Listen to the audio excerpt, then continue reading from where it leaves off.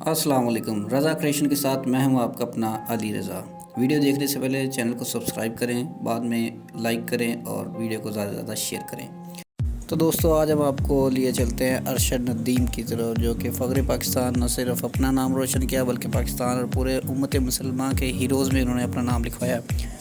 World athlete champion شپ میں انہوں نے سلور میڈل حاصل کیا پاکستان کے نام، اور یہ بہت بڑی کامیابی ہے پاکستان کے لیے۔ پاکستان کی سپورٹس میں ان کا یہ بڑا ہی مثبت رول رہا ہے۔ لاسٹ ٹائم بھی انہوں نے پاکستان کے لیے میڈل جیتا ہے، اور اس دفعہ انہوں نے سلور گولڈ میڈل جیتا ہے۔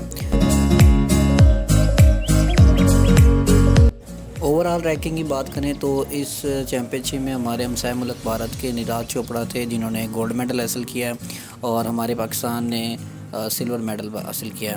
تو اس دوران گیم میں اس ٹورنامنٹ میں دیکھنے کو یہ آیا کہ پاکستانی اور بھارتی کھلاڑیوں کا آپس میں بہت اچھا کوپریٹ تھا۔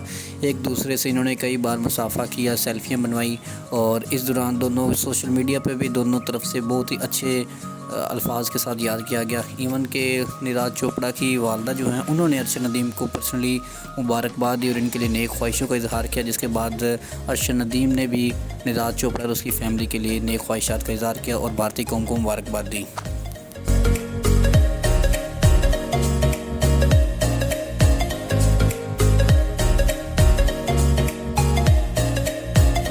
جیسا کہ آپ دیکھ سکتے ہیں، یہ پاکستان کے ارشد ندیم ہیں جنہوں نے سلور میڈل حاصل کیا ہے، اور نیرج چوپڑا انڈیا کے ہیں جنہوں نے گولڈ میڈل حاصل کیا، اور تیسرے یورپی کنٹری کے ایتھلیٹ ہیں جنہوں نے تھرڈ پوزیشن حاصل کیا ہے۔ اس دوران پاکستان کا نام، پاکستان کی سپورٹس کو بہت عروج ملا ہے۔